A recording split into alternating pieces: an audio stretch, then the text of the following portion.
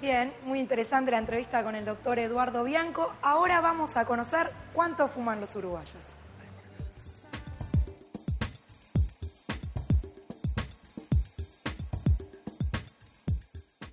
¿Vos fumás? No.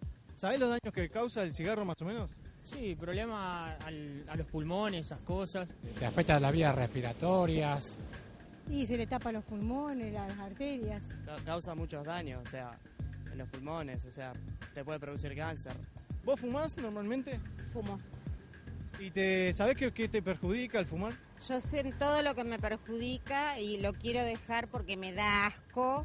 Me da asco el aliento, me da asco el olor que hay en mi casa, me da asco los ceniceros sucios. El cáncer de los pulmones, el tema de la laringe también, creo que es, ¿no? Sí, de todo. Cáncer, esencialmente. Cuando fuma gente alrededor tuyo, ¿le decís que deje de fumar o no? Sí, porque es malo para la salud. En el caso de mis padres, por ejemplo, adoptaron la postura de, bueno, dejar de fumar, o sea, fumar afuera, al aire libre, y bueno, Y bueno, y hoy por hoy hay que hacer gimnasia y hay que prácticamente hacer la vida sana y bueno, adiós al cigarro.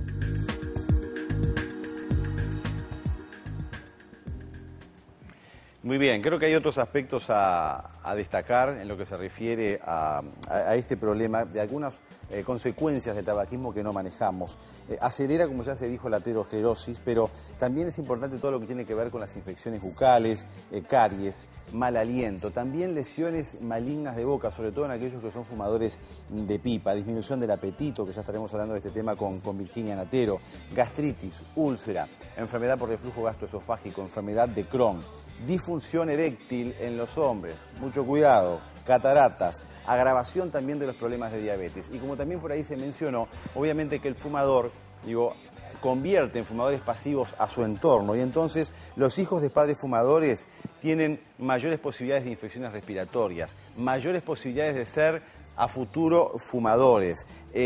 También asociación, como decía el doctor Bianco recién, en cierta manera con enfermedades psiquiátricas y el tabaco, ya por ejemplo, el 60% de las personas que tienen algún problema psiquiátrico se sabe que también son fumadores. Así que bueno, a tener mucho cuidado con todos estos aspectos, a ponerse las pilas, que hay miles de formas de reducir o por lo menos intentar dar un primer paso para abandonar esta terrible adicción.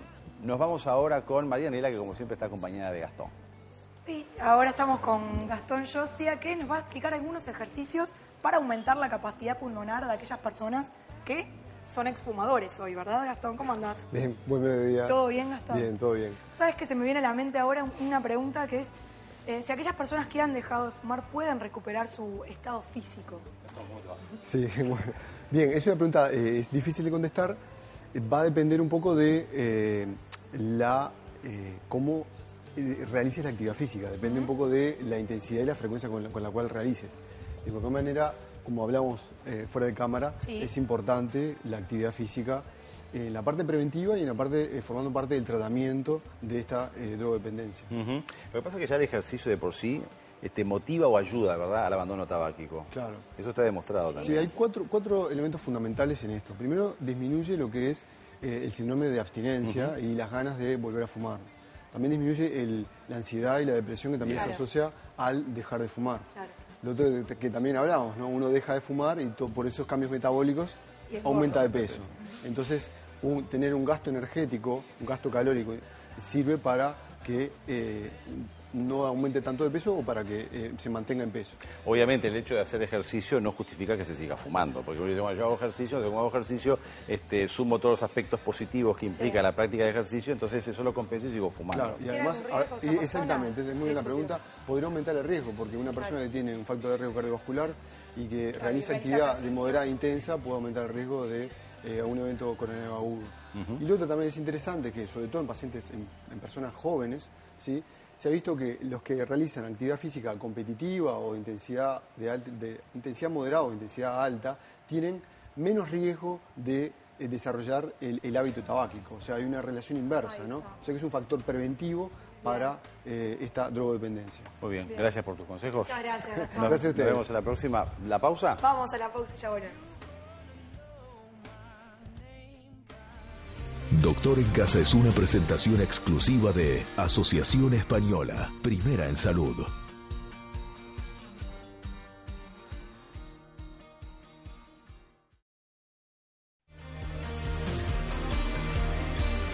Doctor en Casa es una presentación exclusiva de Asociación Española, primera en salud.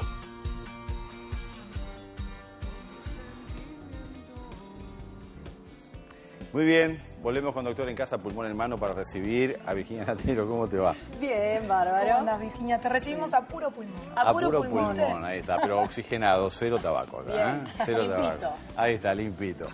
Sin lugar a dudas, un problema asociado al tabaquismo es que cuando se pretende dejar de fumar, excusa, a veces temor, es el que se refiere al aumento de peso. Sí, en realidad es real. El aumento de peso es un gran cuco, ¿sí? Es un gran cuco y siempre, además, cuando empezás a hablar del tema, todo el mundo tiene un amigo que cuando dejó de fumar aumentó 20, 25 kilos, ¿sí? En el caso de las mujeres, excusa limitante, es una limitante muy importante. En el caso de las mujeres, normalmente es una de las cosas que más preguntan cuando se están planteando el dejar de fumar. Y en realidad es que hay cambios metabólicos que hacen que uno esté más predispuesto al aumento de peso. Claro, por otro lado, porque claro, también la ansiedad que genera el pretender abandonar una adicción y que, bueno, en este caso vehiculizan esa adicción, entonces hacia otra adicción, o puede ser otra adicción, que es la alimentación. Claro, además de eso, que es real, hay un tema de que cuando el cuerpo, cuando la persona está consumiendo lo que es tabaco en general, hay un cambio, ¿sí? Las energías, la energía que uno consume por los alimentos se deposita menos eficientemente. Exacto. Entonces, las personas que fuman normalmente son más delgadas que las personas que no fuman. Lo cual no es positivo, porque uno podría pensar, bueno, entonces, no es positivo porque todos los efectos negativos que tiene el tabaco son mucho peores que esa diferencia de peso. Exacto, no hay duda. Vale la aclaración. El beneficio de dejar de fumar es incomparable. Incomparable.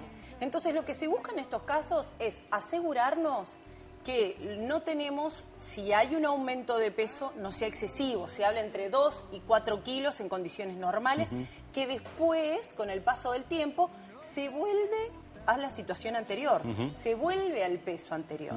Y eso depende de lo que consumimos, ¿no? Y eso depende. ¿Qué es lo que pasa? ¿Cuándo? Y el ejercicio. Exactamente. Claro. ¿Qué pasa? Cuando toda la ansiedad que nos genera la abstinencia de no fumar la pasamos a los alimentos, ahí es donde se empiezan a dar los aumentos de peso ¿Qué excesivos. puede comer entonces un exfumador? Un exfumador, una persona que esté en ese proceso, porque además hay como diferentes etapas, lo que tiene que hacer es controlar las ansiedades, lo cual es extremadamente difícil. Y tratar de evitar esas situaciones en las cuales arranco para el kiosco al súper a ver qué encuentro. El a ver qué encuentro es un peligro, ¿sí? Porque uno va a encontrar muchas cosas y seguro todas le van a parecer ricas. Entonces aparece el chocolate, las galletitas, los alfajores, los caramelos. Y que además, ¿qué pasa? Cuando voy con esas ganas, me compro todo lo que encontré y más de lo que voy a comer. Exacto. ¿Sí? Entonces, lo ideal es tener una especie de botiquín de emergencia. Bien. Entonces, cuando uno tiene esas ansiedades, una barra de cereales, unas nueces, no, todo un paquete. Unas calorías. Claro, pasas de uva, de repente algunas galletitas que me gusten, una fruta. Si estoy en algún lugar que puedo tener refrigeración, un postre sin azúcar, una gelatina light. Cosas que yo pueda comer, que me reconforten, ¿sí? Y que no salga desesperado Y esas cosas las debo comprar cuando yo ya comí, ¿sí? Y voy con un objetivo claro al súper. Recordemos también que obviamente que esto, en lo que es el manejo de un paciente que va a dejar de fumar, hay un manejo integral, ¿verdad? O sea, hay distintos técnicos que participan y que también hay medicación, digo, para controlar esa ansiedad también, ¿no? Sin lugar a dudas, pero hay una etapa en la cual la medicación ya no está. Entonces, hay un periodo en el que está la medicación que ayuda, pero cuando se saca esa medicación... Es ahí donde se puede... ahí donde se puede parar. No menor creo que es, y ya nos piden que vayamos redondeando, es el tema también del olfato y el gusto, que el fumador lo pierde y que al dejar de fumar, en pocos días nomás lo recupera, y esa recuperación hace que también empiece a sentir gustos por los alimentos y a sentir aromas que antes no los percibía, y eso también le genera un atractivo mayor para incorporar alimentos, Es ¿no? más, en algunos lugares, cuando uno lee textos científicos del tema, dice comer comida no muy condimentada. ¿Para qué? Para que no se estimule tanto. ¿Qué es lo que sucede? Y esto sí tiene que quedar muy claro. Es difícil, pero lo que hay que lograr es un equilibrio. Cuando la persona está tratando de dejar de fumar, el foco tiene que ser dejar de fumar. No puede, muchas veces, a veces la persona que quiere dejar de fumar se engancha con querer hacer muchas cosas al mismo tiempo. Entonces, quiere dejar de fumar, hacer una dieta saludable. Bien, está perfecto, pero su foco primario tiene que ser dejar de fumar. Después que dejamos de fumar, que somos un exfumador, si nos queda algún kilito de más, trabajamos en eso. Pero ese es un equilibrio que no es menor, porque si no perdemos la energía para lo que más nos está costando, que es el cese de tabaco. Por eso el otro pilar fundamental es el ejercicio, ¿no? Como hablábamos con Gastón recién. ¿Se acuerdan de Roberto Sánchez? Sandro. Sandro, bueno, muy bien. Sandro, fumador, ¿no? Enloqueció a muchas veteranas ya en su momento por su facha y siempre con el cigarrillo, en la mano, y en definitiva, bueno, terminó siendo un EPOC, o sea, tuvo una enfermedad pulmonar obstructiva crónica que bueno, no le permitía prácticamente vivir. Fue después a un trasplante cardiopulmonar, luego infección generalizada y falleció. Pero ella, tiempo atrás, de todo este tratamiento, ya había empezado a hablar del problema de su adicción y dar algunas ideas y algunas recomendaciones y explicar lo que le estaba pasando como una forma de hacer reaccionar a aquellos que todavía siguen prendidos al cigarrillo, que bien vale la pena recordarlo. Bueno, vamos. Yo tuve la maravillosa inconsciencia y la soberbia de creer que a mí no me iba a pasar, como hace todos aquellos que tenemos alguna adicción. Y yo era tabacoadicto, se fumaba mínimo en un día normal 2 paquetes y en un día de acción 4, todos los días de mi vida. Entonces lentamente fui, y trabajosamente, bien elaborado, artesanal, fue un enfisema espectacular. Yo no podía caminar 6 metros, no podía caminar 15 metros, yo no me podía bañar. No me podía poner el shampoo en la cabeza porque me faltaba el aire. Esto no es chiste, así que muchachos, pibes, todos aquellos que estén con el cigarrillo, lo digo por única vez en la vida, pues yo sé lo que es la adicción, ¿no? Entonces no se puede hablar de los adictos y que esto, no. Una adicción es terrible. Yo lo largué desde el 10 de mayo del 97 y nunca más, gracias a Dios, ni lo extraño, ni lo deseo, y para mí es como si no hubiera existido nunca, cosa que yo ni yo lo puedo creer, ¿no? Porque creo que tenemos la adicción, ¿viste? Siempre soñamos con quizá alguna vez, no me interesa para nada, gracias a Dios. Bien, bueno, un consejo que yo creo que bien valió la pena recordarlo. Creo que muchos han reflexionado. Sí, ojalá que sí. Ojalá. Hoy hablábamos también de otras repercusiones, entre ellas las económicas, porque hay un gasto tremendo para aquellos que son fumadores, sobre todo si están en un contexto socioeconómico que no es a veces muy bueno. Sacamos las cuentas el otro día. Empezamos a sacar cuentas y también lo que implica para un país, porque estamos hablando de enfermedades cardiovasculares, primera causa de muerte, y gran parte de ellas asociada al hábito tabáquico. Entonces, creo que es un tema que no menor. Para quien fuma 20 cigarrillos día, estamos hablando de un promedio de 20 días, de lo que puede salir una cajilla legalmente, ¿no? Esas que se compran a veces de contrabando por ahí, estamos hablando de más de $1000 al año que podría ahorrar un fumador, reitero, que consume 20 cigarrillos mucho por dinero día. Y además se puede utilizar esto en otras cosas. Imagínense si son 2 en la casa los que fuman. Entonces digo, ¿en qué cosas, por ejemplo, podríamos gastar $1000 en un año? Un viaje. Un viaje. ¿Ah? Un pasaje, por ejemplo, no sé. A Brasil, a Miami. Miami, Brasil, en cualquier lado. Claro. Pero estamos hablando de más de $1000. Mire, yo cambio toda la vida ese paisaje por los 20 cigarrillos por día. Podemos ir a cenar. Cenar en familia, no tenemos plata para ir a cenar afuera. ¿Cuántos alimentos se pueden comprar, sobre todo si no hay muchos recursos? Leche, pan, la canasta básica, todo lo que se gasta por día en cigarrillos, carro de supermercados. Entonces digo, creo que hay que tener en cuenta también eso. Mucha gente dice, sí, bueno, pero son gustos que me quiero dar, pero son gustos que te matan y son gustos que también perjudican en la economía del hogar y en la economía de la familia. Salir, divertirte, o sea, $1000 al año yo creo que invertir más en la educación de nuestros hijos. Dan para muchas cosas más beneficiosas, ¿verdad? Que incorporar ese humo nocivo a nuestro cuerpo con todas las consecuencias que trae. Bien.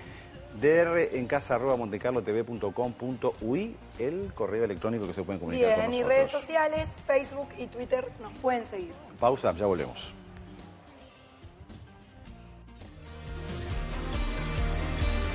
Doctor en Casa es una presentación exclusiva de Asociación Española, primera en salud.